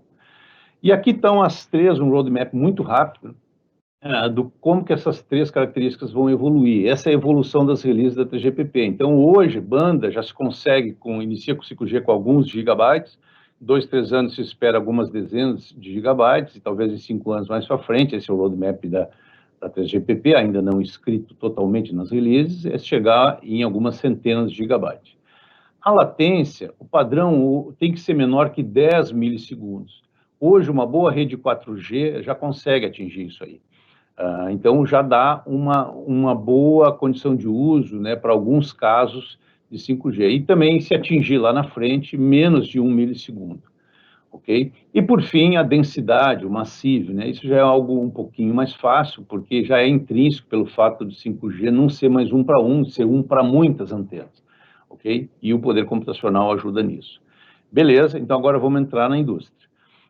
Existem 5 sabores do 5G, tá? O primeiro deles, aqui olhando as 3 características, banda, latência e grande densidade. Hoje já existe, né, com o não standalone, o que é chamado de DSS, que é o Dynamic Spectrum Share, que é a banda de 4G em cima, o do 5G em cima do 4G. Então, aqui uma notícia da Claro, de poucos dias atrás, aí do início do mês 7, dizendo que Claro anuncia a rede 5G no Brasil com espectro dinâmico. É exatamente isso. Ela consegue pegar uma banda de 4G e entregar throughput, né? Throughput, grande volume de dados. O caso de uso é multimídia, você consegue vender essa solução para quem quer ver filme, para quem quer transmitir live ao vivo por celular, vai legal, ok? Mas para latência e massivo não funciona. Aqui tem uma opção com operadora 5G, já nas mesmas bandas, ok? Em que você consegue multimídia, mas não é mais o DSS, é o 5G mesmo puro sangue, tá? Com a tecnologia 5G lá, múltiplas antenas e tal, você consegue multimídia, porque tem grande banda, mas consegue já em alguns sensores e atuadores, já começa a falar a nossa língua da indústria, né? Já consigo ter atuadores, sensores, mas não em tempo real, porque eu não tenho baixa latência. Quando eu começo no standalone, que é puro mesmo, puro 5G, já da release 16, que começa em 2021, eu já consigo ter nas mesmas bandas aqui, eu consigo ter as mesmas coisas. A única diferença é que eu já estou na release 16 e estou conseguindo ter um ganho de performance, porque eu estou usando 5G puro. Aqui eu entro nas frequências médias, também mais ou menos na mesma faixa, 3.5, 3.7, 3.7, 3.8, em que eu tenho ela privada, uma rede privada, dentro da minha fazenda, dentro da minha planta. Então, é uma rede privada dentro do meu ambiente. Aí eu consigo ter baixa latência. E aí os meus atuadores já podem ser em tempo real. Eu consigo atuar, né, em tempo real. Por quê? Porque eu tenho baixa latência. Ok? Mas aqui é importante entender um conceito. um conceito que são as camadas do 5G. O 5G tem 3 camadas, o Layer 1, Layer 2, Layer 3, L1, L2, L3. Vamos dar uma entendida aqui, ó. Isso aqui é uma fábrica de vocês têm uma série de equipamentos aqui nessa moenda aqui, tem uma série de equipamentos lá na outra, tem os tratores que estão andando pela fazenda, e esses sensores, eles estão emanando dados para algumas antenas que estão estrategicamente posicionadas dentro da planta. Essa camada L1 é a antena, é o meio físico, é a small cell, é a célula de comunicação com esses dispositivos. Atrás dessa célula tem um computador. Lembro que o 5G é poder computacional. Existe um computador que é o Layer 2, também é a unidade de distribuição, que está conectada a essas anteninhas. Cada antena tem o seu. E existe um computador central, né, que consegue, né, monitorar todos esses computadores distribuídos e balancear essa carga. Então, tem uma soft start aqui, nessa moenda aqui, ok? E ela se comunica muito bem com essa antena aqui, com esse L1, se comunica um pouco menos com essa aqui, mas comunica com todos, e aqui em cima o computador está pensando, fazendo aquele balanço, enfim, não perdendo pacote nenhum, garantindo o 6.9, né, 99,9999. Perfeito. Essa é a estrutura física. Vamos supor que o meu trator, né, aqui eu usei um exemplo da nossa fábrica, mas o meu trator sai de um canto da fábrica, vai no outro, e quando ele faz isso, ele faz a mesma coisa que a gente faz também quando sai de carro e vai para o trabalho, passa por várias antenas. Então, o 5G consegue fazer esse balanço nessas 3 camadas, L1, L2 e L3, e garantir a melhor performance. O grande problema é que essa opção aqui de mid-band com operadora, o L3 geralmente se coloca onde está a operadora, vamos pensar no Rio de Janeiro ou em São Paulo, né? E quando você tem a outra, que é a mesma, que é a privada, esse teu computador L3 está dentro da tua planta, lá no teu CPD, lá na teu central de processamento, junto com o teu RP, ok? Por que aqui eu não consigo com esse enlace 1 milissegundo? Até eu fiz uma continha bem rápida, né? Não sei se imagina uma conexão de Ribeirão Preto até São Paulo, capital, em fibra ótica. Fibra ótica, é um negócio o que mais tem de performance. O L3 está lá em São Paulo, o L2 está aí em Ribeirão. E aí fibra ótica de Ribeirão até São Paulo. A velocidade da luz, 300 mil quilômetros por segundo, né? Então é milissegundo, tira 1000. Então 300 quilômetros, né? Em 300 quilômetros em 1 milissegundo, né? Ok? Qual é a distância de Ribeirão a São Paulo? 300 quilômetros. Então ele vai demorar 1 milissegundo para ir e 1 milissegundo para voltar. Já são 2 milissegundos. Parece pouco, né? Mas mesmo estando na melhor tecnologia, a velocidade da luz, que ninguém muda, nem o Einstein conseguiu, não se consegue menos que 2 milissegundos entre Ribeirão e São Paulo, ida e volta. Então isso já não permite o tempo real. Por isso que as redes têm que ser privadas, e tem que o L3 estar dentro da planta, ou perto da planta, ok? Para garantir esses tempos, ok? E existe aqui também as frequências bem mais altas, né, que a gente aposta também, que tem uma cobertura indoor mais eficiente. Então, esse é o futuro do 5G para a indústria. São essas dois sabores aqui, que vão garantir principalmente latência, né, banda, e massiva quantidade de dados. Claro que tem um grande enrosco, né, porque tem várias coisas envolvidas, regulamentação, leilão de faixa, o investimento das operadoras, tem os players tradicionais do mercado, e alguns brigando aí com presidentes e tal, e tem os novos entrantes, que conhecem o L1, o L2, podem conhecer o L1, L2, L3, porque são softwares e computadores, e tem o L0, né? O L0 são as coisas, né? São os meus dispositivos, né? Então, existem os novos entrantes aí brigando também por algumas coisas. Ok? Em cima disso, eu apresento a V2Com, que é uma empresa especializada nesse tipo de assunto, ok? Tem 1,5 milhão de pontos conectados agora. Eles vão estar presentes com a gente no dia 21 de outubro. Anotem, eles têm experiência e cases também no agro, muita coisa interessante para falar para vocês. Ok? Tem um exemplo típico aqui também para a solução de vinhaça, com conectividade, medição, tirando o quê? Tirando o homem que pega uma caminhonete, vai e passa e anda, aquilo ali é OPEX puro, né? Ok? Então o pessoal da V2Com vai mostrar isso para vocês. E eu fecho o tema conectividade, ok? Indo para a inteligência artificial, que é um outro tema interessante, né? Então, aqui está mais ou menos aquilo que a Catec falou, né? Inteligência artificial é uma solução, né? O que acontece? O software faz uma descrição, a interação humana toma uma decisão e faz uma ação. À medida que você vai entrando naquelas camadas, o porquê aconteceu, o que vai acontecer, né? Esse preditivo vai tomando espaço, né? É aquela realimentação do MES lá do tempo planejado. Por que o tempo planejado sempre está sempre abaixo, acima do real? Pô, vamos atualizar isso. Então, esse preditivo vai avançando sobre a interação humana, ok? Vai ficando para a decisão para a interação humana. Né? A decisão, o prescritivo já é o suporte à decisão humana, e lá na frente, talvez meio utopia, né? Seria uma decisão mais autossuficiente, né? Talvez a gente, na nossa geração, não chegue lá, mas isso pode acontecer. Então, a decisão humana, a inteligência humana, ela é apoiada com a inteligência artificial. Aliás, qual é o contrário de artificial, né? O contrário de artificial talvez seja natural, né? Então, todo mundo tem a sua inteligência natural. O que a inteligência artificial faz é só empoderar um pouco mais essa decisão, né? Okay? Então, é isso que a gente enxerga. E para nós, inteligência artificial, para a VEG, né, ela é uma composição de algumas ciências, né, machine learning, deep learning, um assunto muito técnico, mas na prática, o que é isso? Bom, na prática, a VEG enxerga 4 ramos da inteligência artificial. Okay? O primeiro deles é o ramo numérico, onde você tem um apanhado de dados numéricos, dados do Excel, planilhas de exportação, dados binários, e você pega esses dados, processa ele e tira insights. Por exemplo, o nosso motor scan, ele pode medir a vibração, é uma série de números, e ele vai lá, em algum momento, você identifica uma anomalia. Então, isso é uma coisa que a gente acredita e aposta, e estamos investindo nisso já com produtos no mercado. Existe também a inteligência aplicada a som, que é chamada de Noise Analytics, okay? Muito interessante, e a gente tem estudado também bastante, algumas aplicações bem bacanas, ela está muito ligado ao processamento de som. Uma terceira é o que a gente chama de cognitivo, é a capacidade de interpretar sentenças, é o Hey Siri que a gente fala ou Alexa que a gente fala, né? E ele responde, busca alguma coisa, mas ele trabalha com textos, né? Então, aqui nós temos a nossa Wendy, que é a nossa mascote, nosso bot, para responder perguntas, né?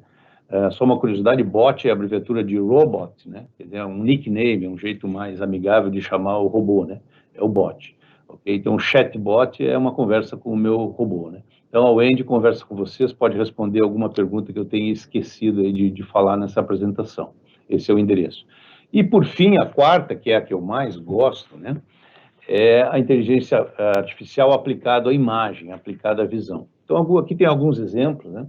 Então, a inteligência aplicada à visão são imagens, né? Imagens que você tira, né? São dados não estruturados, e você tira insights disso. Por exemplo, essa aqui é um exemplo da nossa empresa Mvisia, um cliente que produz um derivado de minério lá com valor muito elevado, e ele usa uma câmera em tempo real, medindo a granulometria, né, da moagem desse minério e vai botando dentro de um espectro aqui, se a granulometria passa de um limite, ele fecha o ciclo, né, manda fazer uma correção. Aqui é um exemplo numa fábrica nossa, as tampas dos motores, elas vêm embaralhadas da fundição, então um sistema de computação, de visão, o robô pega, bota numa mesa, a câmera analisa onde estão os pontos de pega, o robô pega de novo, usina, volta, mede pela câmera, enfim, então visão computacional. E aqui um sistema de minério de ferro no Pará, então uma esteira de minério, que também existe a britagem do minério, de vez em quando passa uns pedaços acima da medida, então isso em tempo real, inteligência artificial aplicada à visão. Aliás, o termo, né, onde mais pode se usar isso é na supervisão automática das operações, né?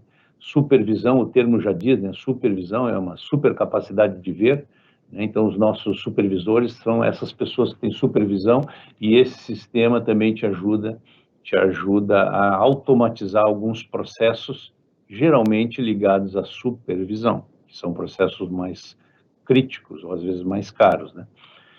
Ok, então esse é o universo, é a nossa visão de inteligência artificial, né? Nós vamos passar ao longo das 6 apresentações por todas elas. E eu fecho aqui o tema de inteligência artificial e analytics, né? Introduzindo essas duas empresas, a Birma e a MViz, e a nossa Wendy, que está aqui de máscara, né? E eu não estou de máscara, exatamente porque eu estou sozinho numa sala aqui, né? Então, até a Wendy está respeitando o Covid aí, usando máscara. Ok? Então, aqui eu coloco o quinto elefante aí, para nossa memória de elefante não esquecer, e o que eu quero dizer para vocês não esquecerem é que inteligência artificial é amplo, é muito poderoso, tem payback muito rápido, ok? E é simples, tem que pensar simples, tá? E aí eu deixo o convite, né, para falar conosco, falem conosco que a gente pode ajudar nesse segmento, ok? E o quarto elemento é a plataforma IoT, se lembra da Catec, lá em cima, o topo da pirâmide, é lá que tudo tem que convergir. Vou falar um pouco de plataforma, tá? Então, o que é plataforma? Plataforma IoT, né? É um ambiente onde eu consigo ler muitas informações do meu ambiente industrial e eu consigo ter acesso a essas informações, ok? Nós temos a nossa plataforma IoT Vegnology, ok? E essa plataforma tem que ser construída com todos esses dados que chegam, mas eles também têm que contemplar os desejos do cliente. O cliente tem os seus desejos, tem suas tecnologias, tem suas informações, suas necessidades. E ela deve ser escalável, porque um ano não é igual ao outro, as coisas mudam, a empresa investe no equipamento, a empresa abandona um determinado produto, enfim, as coisas são escaláveis, tá? E ela tem que poder se conectar ao mundo digital. Tudo que é digitalizado tem que poder ser conectável à minha plataforma, seja o meu RH, seja a minha previsão do tempo, seja a cotação da commodity na Bolsa de Londres, do açúcar e do etanol, tudo tem que ser conectável, porque eu preciso ter dados na minha mão. Isso é o que se espera de uma plataforma, de IoT e até estendendo para uma plataforma de uso geral, ok? E é isso que a gente propõe com o Vegnology. Eu vou entrar um pouquinho mais a fundo. Eu estou usando um exemplo aqui que ele é meio lúdico, mas ele explica bem o potencial de uma plataforma IoT, né? Bom, aqui nós temos um desafio, né? Como produzir muitos ovos de um cliente nosso, tá? Como produzir muitos ovos com produtividade e visibilidade, ok? Bom, qual é o problema do cliente? Ele tem falta de controle de uso dos recursos, água, ração, energia, ele tem falta de indicadores, os KPIs de produtividade, ele tem perda de produção e mortalidade por falta de monitoramento. Os inputs dele é água, alimentação, energia, temperatura, umidade, comportamento do frango, luminosidade, ruído. E qual que é o output dele? Ovos. Ele só quer saber ovos. Ok? O OEE dele é ovos. Ok? Esse é o OEE dele. Eu até me atrevi aqui a fazer o OEE, né? Aqui no ID, que é o que mais me deixa, né, motivado a discutir, é o índice de disponibilidade. Eu descobri que a galinha, elas começam a produzir ovos na 25ª semana, quer dizer, então o ativo, quem comprou a galinha, vai passar as primeiras 25 semanas, é tempo disponível, mas não é tempo operando, né? Então, aqui de cara, o OEE do ID já sai 50%. Talvez ela produza um ovo por dia, né, e o planejado um ovo por dia, e o índice de qualidade, vamos fazer o que todo mundo faz, considera e não vamos ficar medindo ovo bom e ovo ruim. Então, aqui só para relembrar aquele tema de vocês, né, de como o OEE é algo importante para a gestão. E esse projeto está baseado nisso, tá? Então, aqui é um cliente nosso, ele botou todos os aviários dele de forma monitorada, é uma foto que ele colocou, até botou meio ela distorcida, né? Mas tudo bem, é o cliente que faz isso, né? Que ele bota o logo dele, que ele conectou todos os inputs que ele tem, sabe quanto de água, quanto de energia, tem uma imagem, aqui é um mapa de calor ao longo dos dias, às 24 horas, como é que foi a temperatura, quanto que esquentou, aqui é a umidade ao longo das 24 horas, ao longo dos dias, quanto que bebeu de água, a temperatura, o total de litros, como é que está a energia elétrica, até se ela está bem senoidal ou não está, para a gente dar uma cobrada no provedor de energia, enfim, como é que está o consumo, é dados, dados e mais dados, é a indústria 4.0, né? Dados é o que rege a indústria 4.0. E como é que isso acontece? Qual é que é a magia, né? A magia é isso, né? É automação e sensoriamento, é a terceira revolução que está aí até hoje. Então, bota um PLC nosso, conecta os sensores de temperatura, sensor de umidade, o nível do tanque de ração, o sensor de fluxo de água, vai monitorando, PLC processa, bota um switch, um gate, uma IHM para digitar algumas coisas, quantas galinhas morreram na noite anterior, e bota um sistema de visão aqui da MVisa, contando os ovos saindo em tempo real, cai na plataforma, e a plataforma, o cliente, com o nosso apoio, com a nossa cocriação, ele cria várias visões, vários dashboards. Por exemplo, um dashboard de gestão, da execução, que pode estar na fazenda dele, um dashboard simplificado para ele ter no bolso quando vai na cidade comprar ração, ok? Então, isso é a plataforma, é algo que converge tudo, né, a partir de dados, a partir de informação, ok? Então, isso é uma plataforma IoT, ok? Isso é o VEG Knowledge, isso permite o cara enxergar, né? Até fiz uma brincadeira, a galinha está curiosa para saber qual foi o OEE dela do dia de hoje, tá? Então, é isso que é uma plataforma IoT, tá? Tecnicamente, uma plataforma IoT tem algumas camadas, tá? Todos os meus dispositivos, as minhas coisas que estão na minha usina, elas precisam conectar num broker, né, que em inglês é quebrador, né? Ele quebra esses dados, porque esses dados vêm de vários formatos. Então, ele quebra isso, entrega num banco de dados, tudo isso em nuvem, né? E ele cria uma série temporal, uma time series, que tem uma série de perguntas envolvidas aí. Eu vou dar só um exemplo. Se eu botar um IoT na minha piscina, eu quero medir temperatura e pH, só 2 dados. Eu faço uma leitura por hora, 24 horas por dia, um ano inteiro. Isso me dá 17 mil unidades de dados. Eu nem vou entrar se ele é um dado inteiro, se ele é booleano, se ele é duplo. Não estou falando em megabytes, não. Estou falando em dados, 17 mil dados. Se eu pegar o MotorScan, que tem 46 variáveis, vibração modal, isso, aquilo, velocidade, temperatura, erro, código, ele já com 46 variáveis, uma leitura de 1 em 1 minuto, que não é o que a gente seta, né? Ele já vai por 2 anos me entregar 48 milhões de dados. Se fosse em bytes, 48 gigabytes. Se eu pegar uma planta, isso aqui é uma fábrica nossa, fábrica de fios, né? E esse aqui é o Motor Fleet Manager, um produto que nós vamos apresentar no dia 4 de novembro, onde todos os motores da minha planta e os inversores de frequência estão monitorados a um clique. Então, nesse momento, a fábrica tem 339 sensores. Se eu pegar os 339, botar para 1 segundo, que eu quero ver assim um detalhe extremo, né? A bateria não vai aguentar, mas tudo bem. Eu chego aqui a 983 milhões de dados, é 1 terabyte.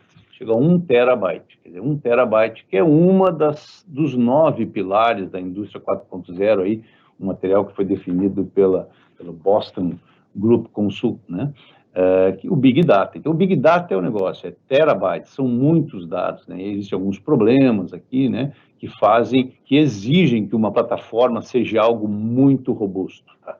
Então, esse é importante, você escolher um parceiro certo quando for para uma plataforma, ok? Então, desses dados, ele me entrega uma série de dados, uma time series, e eu quero fazer um fluxo de evento. Eu quero na minha usina o seguinte: toda vez que o pH da água de entrada na minha moenda, nem sei se isso é algo factível, o pH da minha caldeira, ele passar de 6,5, que eu recebo um alerta. Então, esse fluxo de eventos e alertas, ele é excitado pela time series, não interessa os dados que estão entrando e ficando organizados lá, ele vai disparar um evento quando algo acontecer. Então, isso é que uma plataforma inteligente faz, ele vai me dar um alerta quando o volume de água que o frango está bebendo baixou de um certo nível, aí ele dá o alerta, e o resto é só histórico, né?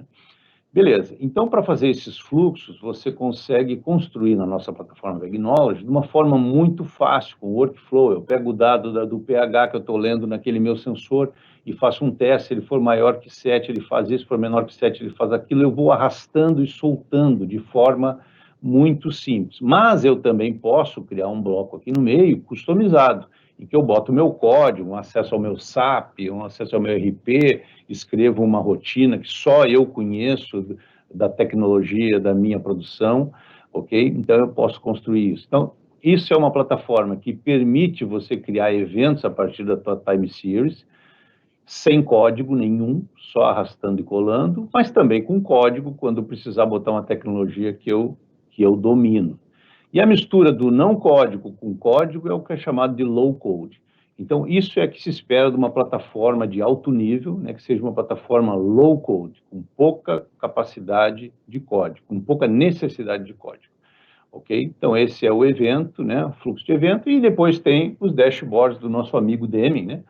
E eles têm que ser os mais diversos. Eu tenho que conseguir enxergar um mapa, onde é que estão os meus tratores, eu tenho que conseguir um mapa de calor, mostrando onde é que a produção foi melhor, onde foi pior, diagramas, alertas, gráficos, enfim, eu tenho que poder permitir, e preferencialmente arrastando e colando, né? Como é o caso da WEG Knowledge, ok? Então, em cima disso, eu consigo construir os meus dashboards na minha plataforma, usando a minha base de dados, e consigo fazer isso de forma muito simples. E aqui eu introduzo mais um elefantinho, né, que é o 6 aqui, para a gente não esquecer que dashboards são fundamentais na jornada. Se eu não tenho dashboard, eu não tenho visibilidade. Se eu não tenho visibilidade da execução, eu estou à cega. Então, dashboard é fundamental, mas escolha simples. Contratar alguém para fazer dashboard não vai durar uma semana, você vai querer mudar ele. E aí vai ter que chamar a pessoa de novo. Ok? Então, use e escolha uma plataforma que seja realmente simples de criar. E o outro elefantinho é escolha uma plataforma que seja low code, que você tenha acesso à tecnologia, que a tecnologia seja sua, que você consiga evoluir da forma que a sua indústria evolui. Então, são os dois elefantinhos que eu botei. E aqui o low code é mandatório, são fundamentais. Ok? Beleza. Então, aqui eu deixo um endereço meio longo, mas é só procurar WEG Knowledge no Google, vocês vão cair no nosso site da WEG e vão entender um pouco mais disso que eu falei de plataforma. Então, a plataforma está aqui com todos esses atributos, né, que eu recomendo vocês seguirem, e a plataforma, ela depende de IoT, depende de dispositivos. Os dispositivos são elementos com silícios, com circuitos integrados que fazem esse papel, né? Bom, e aqui a gente tem uma segunda plataforma, que é a plataforma Conera, né? Que é uma plataforma muito dedicada a este lado do negócio, que é a construção dos dispositivos, dos IoTs e tal, né? Não é muito o mundo do sucroalcooleiro, mas ela é importante porque ela é uma plataforma que ela também se expande para cima das outras atividades, permitindo outros tipos de conectividade com outras plataformas também renomadas, aí como IBM, como Microsoft, como Google, como AWS e também o nosso WEG Knowledge, ok? O que o Conera faz? Ele está mais nessa camada realmente do IoT, do hardware, mas ele chega no cloud, ele chega no LPWA, ele é realmente uma plataforma muito poderosa que ajuda nessa jornada, tá? Por que ela ajuda? Porque todo o dispositivo, se pensar no nosso sensor aqui, né, ou qualquer outro sensor, ele é um silício, né? A plataforma também precisa chegar no nível do silício, e esse silício, ele tem sempre 4 elementos, ele pode ter mais, aqui está cheio deles, tá? Mas ele tem uma camada de processamento, ok? Uma camada de memória, um núcleo de memória, ele processa memória, ele tem alguma gestão de energia, porque ele é LPWA, ele precisa gerenciar bem a energia para ela durar, e ele tem que ter a conectividade para conectar, receber e sair coisas. Ok? Então, esses 4 blocos são básicos e fundamentais em qualquer silício ligado a IoT, né? Você lembra que eu falei a diferença do smart, do controle remoto para o celular? Ambos têm esses mesmos blocos, tá? Ok? Mas o celular, ele é smart porque eu consigo, né, mexer no firmware, mexer na inteligência, na programação interna desses núcleos, né? E é isso que o Conera faz. O que o Conera faz? Ele atribui funções como se fosse uma suíte de alto nível de desenvolvimento. Você gerencia essas tarefas que o processador, que cada um tem, que sempre são multitarefas, né? Ele lê o sensor, grava na memória, processa, avalia a energia, sempre são sequenciais, nem sempre, ok? Às vezes elas são em paralelo. E executa funções, pisca um LED, avalia o nível da bateria, da tensão, quer dizer, são funções. O que o Conera faz é criar estas funções e essa camada de portabilidade para que esse desenvolvimento ágil possa subir em qualquer geração de silício. E isso acontece na velocidade que a 3GPP vai criando novas releases e a indústria de celular e de conectividade vai ampliando. Então, por isso, uma plataforma dessa dá a garantia de uma portabilidade ágil com as novas gerações, cada vez mais econômicas, mais baratas de sensores, ok? Perfeito? Então, aqui eu fecho o assunto plataforma IoT, né, apresentando a nossa plataforma de base, que é o VEG Knowledge, né, e o Conera, que é uma plataforma bem específica, mas que também faz parte desse ecossistema nosso. E com isso eu fecho esses 4 elementos, né, MES, conectividade, inteligência artificial e plataforma IoT, que eu entendo que são os elementos que se encaixam na jornada. Ok? Bom, com isso eu fecho a visão técnica da nossa apresentação, ok? E eu vou tentar passar uma visão prática muito rapidamente. Não consigo, porque já sai quase 10h30, então eu vou sintetizar algumas coisas. Sobre PPI, né, MES, sobre MVISIA, visão computacional, nós temos aqui no dia 28, está aqui o QR Code, nós temos uma apresentação específica sobre OEE, olha que interessante, nós falamos bastante da importância da execução, do executivo puxar o OEE na sua operação, e a visão computacional para a indústria de açúcar e etanol. No dia 7 de outubro, nós vamos ter a apresentação da Birman, que é a nossa empresa especializada em inteligência artificial para números e para dados, ok? Junto de outras apresentações ligadas aí à cogeração. No dia 21 de outubro, a gente vai apresentar aqui um tópico de automação de vinhaça, aquele caso prático que eu passei rapidamente, em que a V2Com, que é o nosso braço de conectividade, vai explorar um pouco mais esse tema, dia 21 de outubro. E, por fim, a nossa plataforma VEG Knowledge, nós vamos explorar ela em alguns momentos. Tá? No dia 30 de setembro, a gente vai falar um pouco da eficiência da manutenção e a disponibilidade do equipamento através do monitoramento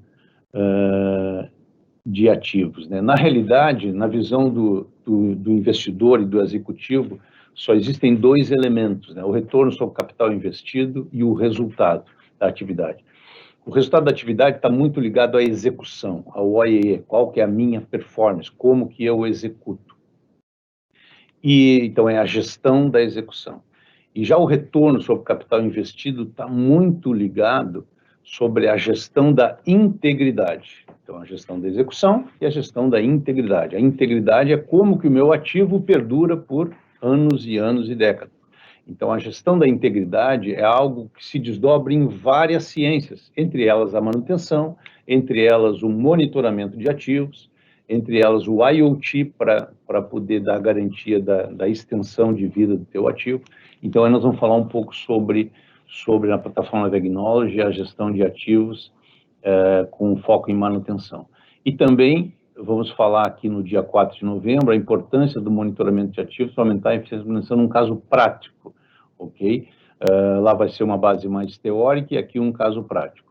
E também, por fim, no VEG Knowledge, nós vamos falar um pouco de eficiência energética, gestão de ativos ligados à energia elétrica e utilidades, e vai estar junto nesse dia em que a gente vai falar de subestação, casa de força. Ok, pessoal? Então, aí a gente fecha essa parte principal da apresentação e vamos para o final, ok? Se fala muito, né, de edge ou cloud, né? O que é uma coisa, o que é outra? Meus dados vão para o cloud, vão para a nuvem, ou eles ficam no edge, eles ficam na borda, eles ficam on-premise. Então, existe muita discussão sobre isso, né? E as empresas ainda não acharam, né, bem qual o caminho, até porque tudo evolui muito rapidamente, tá? Então, a minha ideia aqui é passar um panorama, um roadmap, e mostrar a nossa visão deste negócio, né, com um embasamento mais técnico, né?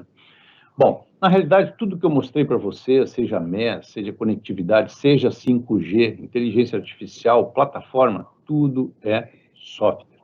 Tudo é software. Ao menos tudo que eu falei era software, né? E os nossos colegas nos outros dias vão falar de hardware, vão falar de motor, de gerador, de redutor. Isso é hardware. Mas o que eu falei até agora, nessa 1h30, eu falei de software, ok? Então, tudo que eu falei é software. Software precisa de computador. Computador é que processa o software, ok? E computador é processamento matemático e armazenamento de dados. Então, esses 2 elementos, processamento e armazenamento, é a alma do computador, okay? Processar e armazenar, ok? E esse processamento e esse armazenamento podem ser tanto no edge quanto no cloud. Aí que começa a discussão. Eu posso fazer ele na borda da minha operação, eu posso fazer ele na nuvem. Para tudo tem vantagens e desvantagens. Na vida é assim, né? Tudo tem vantagens e desvantagens. Ok? Então, você pode ter as duas opções. Eu botei uma imagem de dois produtos da VEG, a nossa plataforma VEG Knowledge, e o nosso Edge Device 300, o nosso ED300. Ok? Muito bem. Eu vou botar aqui algumas informações de vantagens de cada uma. Obviamente, as desvantagens é o inverso, né? E vou falar pontos a evoluir. Bom, então, quando a gente pensa em cloud, a grande vantagem é o poder computacional elevado, quase infinito. Se eu estou com a minha operação, se eu estou com o meu MES rodando em cloud, o meu ERP rodando em cloud, eu tenho um poder computacional elevadíssimo, quase infinito, né? Alguém está provendo esse poder computacional. E a outra grande vantagem, né, se eu tiver um sistema de IoT, por exemplo, rodando no cloud, como o nosso Motor Fleet Management, nosso gestor de ativo, eu tenho atualização e ampliação automática, né? Se eu comprar mais sensores, é automático, eu não preciso ficar me preocupando com mais nada. Se eu fizer uma atualização, que a gente faz periodicamente, as novas releases, é automático. Quando eu logar de novo, ele já está atualizado. Então, isso traz uma flexibilidade muito grande, e essas são as duas vantagens principais do cloud. Os pontos a evoluir é a dependência da conexão. Realmente, né? Sem conexão, eu não acesso o cloud, né? Ele só está online se tiver online, né? Ok? Só está online se eu tiver conexão. Então, conectividade é importante. O Edge, bom, a capacidade de processamento é local, reduzindo custos de tráfego, né? E eu tenho uma independência, ok? Um pouco limitada, na borda mesmo da computação, ok? E os pontos a evoluir é que ampliar a capacidade computacional embarcada, eu preciso que cada vez mais esses Edge devices tenham mais poder computacional, então o nosso ED300 tem um poder computacional, seguramente as novas versões dele terão mais poder computacional, ok? E eles têm que permitir, isso é mandatório, a atualização over the air, aquela setinha preta que eu mostrei para vocês na conectividade, poder atualizar o firmware, né, de todos os meus motor scan, de todos os meus drive scan, de todos os meus sensores, ok? Então, isso é mandatório também, o over the air. Bom, em caso prático, vamos pegar aqui em cloud o nosso IoT, o nosso motor scan com gateway. Então, os dados saem do motor scan, vão para o nosso gateway, do gateway vão para o nosso VEG Knowledge, eu tenho os nossos dashboards, e isso acontece totalmente no cloud. Se eu tenho um Edge device, por exemplo, que pega os dados dos inversores, ele tem essa capacidade de over the air, tem um Linux embarcado, e eu otimizo o tráfego, que é interessante também. Então, esse é o IoT, é o Internet das Coisas, ok? E aí começa a surgir um conceito bem interessante, que é a inteligência artificial das coisas, na mesma batida do cloud e do Edge. Por exemplo, eu consigo ter no cloud um sensor motor scan, no cloud, e aqui eu consigo identificar que tem algum problema, eu alerto, dou um alarme, enfim, conecto a plataforma e aviso isso. Mas eu posso ter um sensor, como as nossas câmeras de visão da MVise, que ela tem um processamento de inteligência artificial no próprio dispositivo. Isso é no cloud. Por exemplo, isso aqui é um caso prático de um cliente nosso que produz batatas chips, aquelas batatas fritas, né?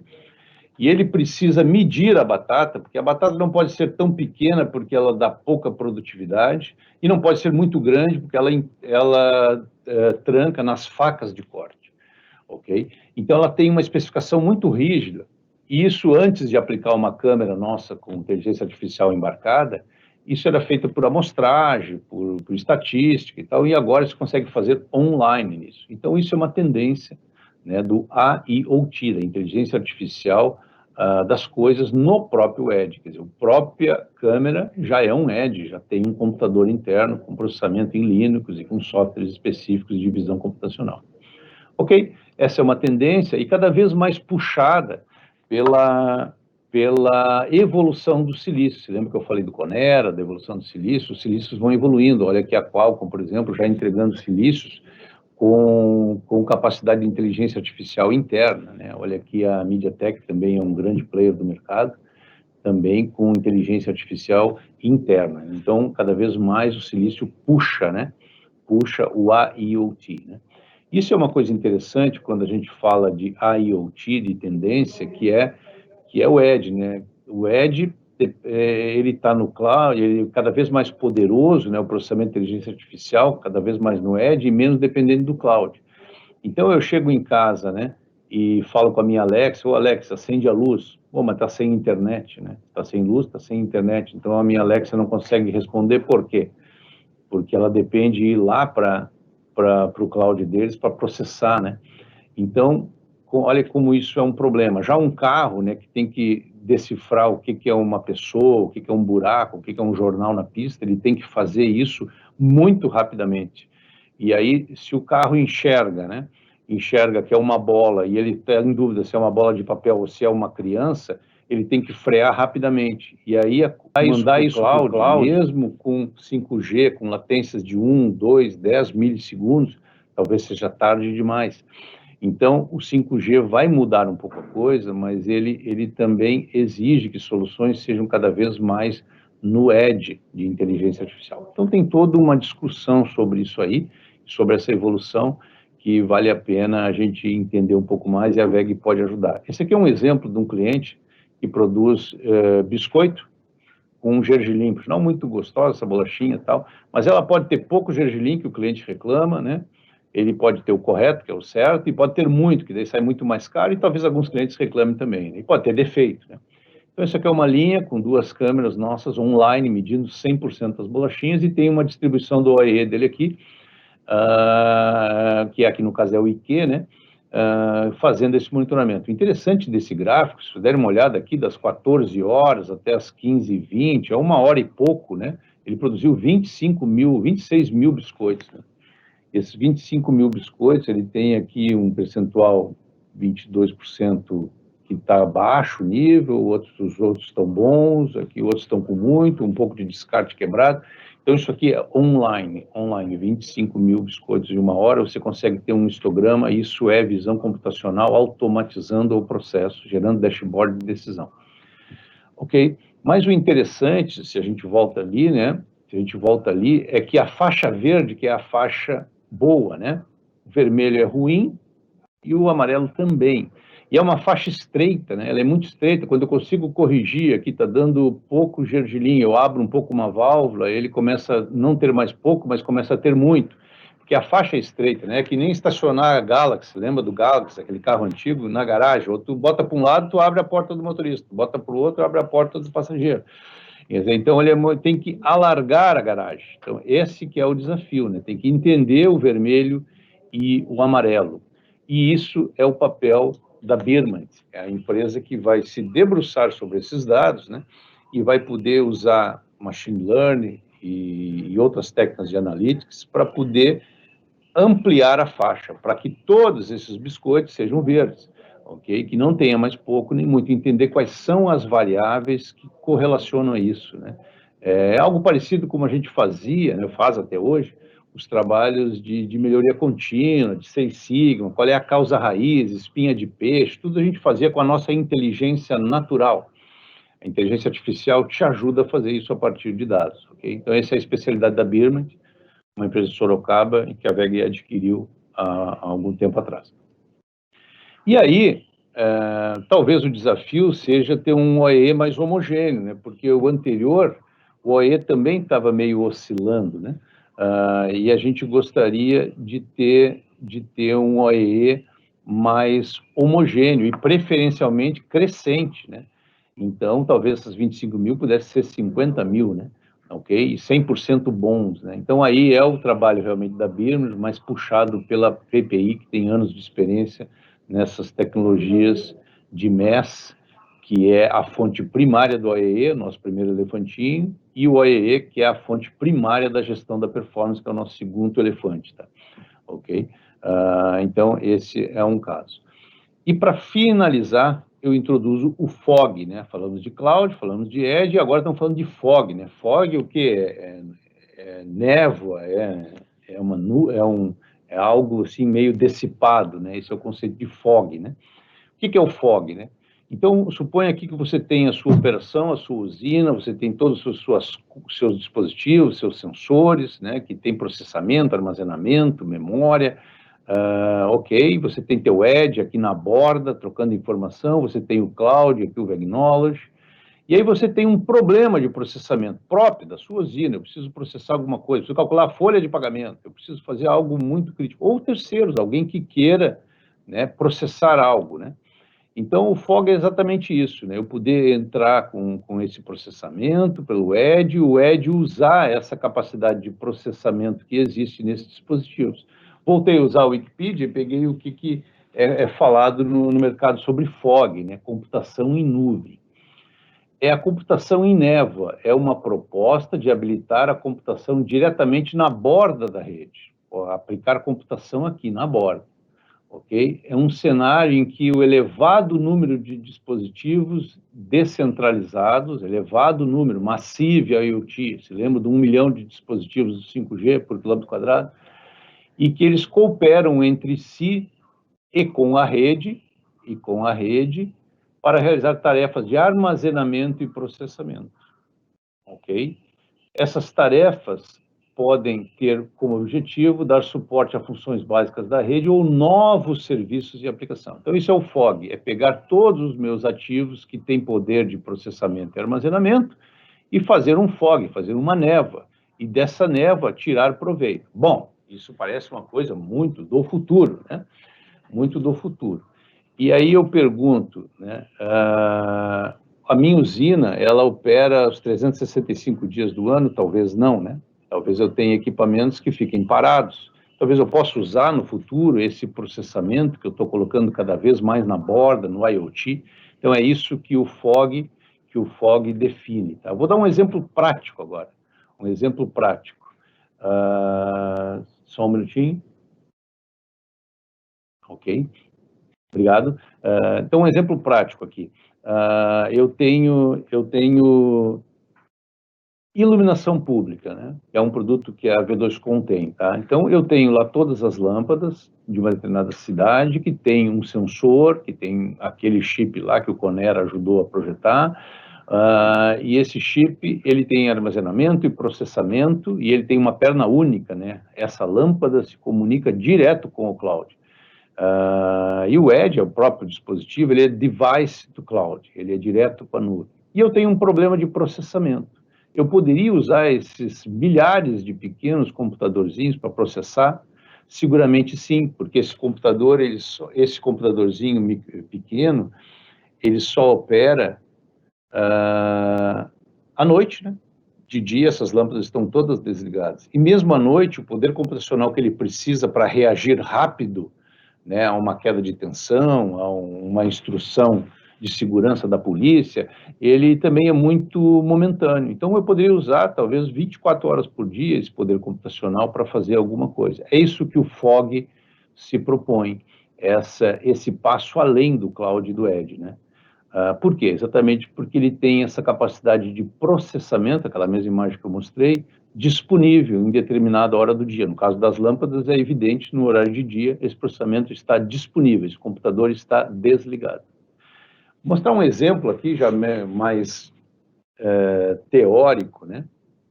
Isso aqui é um trabalho que começou agora, né, em maio, né? E para poder fazer uma simulação do COVID, para tentar identificar vacinas e remédios que possam tentar fazer com que isso aqui não conecte mais ao nosso corpo. Isso aqui é o espinho do COVID, tá? É o espinho dele, aqui está a camada, né, que ele tem, essa casca, área médica, né, e aqui ele tem esse espinho que conecta, né, a outros elementos do nosso corpo.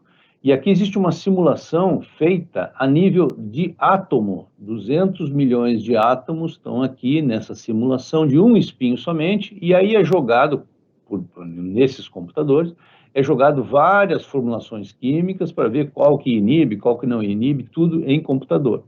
Muito bem, essa é uma pesquisa feita pela Universidade de San Diego, da Califórnia, mas o computador que ele está usando é esse computador aqui no Texas, que é super gigante, porque precisa alto poder computacional, né? Talvez, num futuro, próximo Covid-25, né, tomara que não venha, né, ele possa já ser processado, esse trabalho, e eles não conseguiram chegar ainda numa resposta, exatamente porque o poder de processamento precisa ser muito elevado.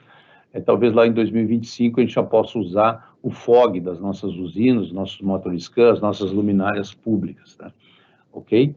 Em cima disso, as empresas já estão enxergando, então aqui existem 2 patentes, né, exatamente disso, de computação distribuída, como distribuir essa computação de forma segura, né, de forma heterogênea, por vários nodos, como fazer a tokenização, quer dizer, como cobrar, como é que um parceiro pode botar algo aqui e eu entregar de volta processado, fazer essa gestão desses recursos, fazer com que ele possa alocar de forma autossuficiente e processar isso. Então, as empresas já estão buscando algumas patentes e nós também.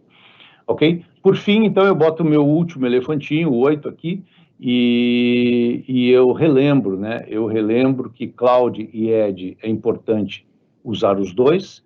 A gente tem como ajudar, porque a gente tem produtos para ambos, ok? Que o IoT, cada vez mais, ele vai existir, cada vez mais os dispositivos terão que ser autossuficientes, e que o fog vai chegar em algum dia, e é bom a gente já ficar sabendo disso, né? Ok? E se preparar, se não servir para se preparar, ao menos serve para a gente contar para os amigos, né, que sabe desse assunto tão novo aí que tá chegando. Ok, pessoal? Então, finalizando meu último slide, é relembrar os elefantes. O primeiro que eu falei é que o MES é a fonte primária do OEE, ok? Então, pense no MES para você ter o OEE. A segunda é que o OEE é a fonte primária da performance, da execução, é o tema do executivo, é o tema de quem executa e faz gestão. Então, tenha em mente que você precisa ter o OEE, ok? A terceira é que haverá uma unificação da conectividade, essa unificação é o 5G, e exatamente porque ele vai conseguir eliminar, congregar essas 3 virtudes que são conflitantes, quer dizer, alta banda, baixa latência e grande quantidade de dispositivos. Por fim, né, por que o 5G ele consegue isso? Exatamente 120 anos depois né, que foi lançado, né, pelo Sr. Graham Bell, por causa do poder computacional. Então, 5G é software e computador. Se é software e computador, eu tenho isso na minha empresa. Então, eu posso ter uma rede 5G privada na minha empresa. Ok? Inteligência artificial é amplo, poderoso, mas simples, né? Fale conosco, a gente tem várias soluções para apresentar para vocês. O sexto elefante ali, né, a memória de elefante, é que dashboards são fundamentais na jornada. Nesta apresentação, faça essa pergunta. Durante essa apresentação, eu dei uma olhada como estão os dashboards da minha operação no momento que estava chata a apresentação? Essa é uma pergunta. Eu tenho que poder ter isso no futuro. Isso é importante. Eu preciso saber a execução. E os dashboards são a ferramenta. Mas escolha simples, não escolha algo que é construído a cada caso, escolha algo que seja ágil, que seja arraste e cole, né? E, consequentemente, o 7 está ligado a isso, escolha o low code, com baixo código, com baixa codificação, com baixa uso de pessoas que tenham que construir programas de computador. Usem tecnologias low code, isso é mandatório. Não sabemos aonde vamos chegar. Quando a gente começa um projeto desse, é uma jornada. Nós não sabemos bem onde vamos chegar, até porque as coisas estão mudando, já se fala em fog, já se fala um monte de coisas novas, então a gente não sabe bem onde vai chegar, mas precisamos chegar da forma mais independente possível. A gente precisa que seja low code, precisa que seja flexível. E, por fim, o cloud, o edge e o fog, um pouquinho lá na frente, né? Eles vão estar aí, e a gente precisa de todos, ok? Precisa de todos, e cada um tem vantagens e desvantagens. Escolham um parceiro que não defenda só um e não defenda só outro, que consiga te apresentar a melhor solução para ambas as coisas. Ok, pessoal? Então, eu queria agradecer, né? A gente bateu certinho ali 10h50,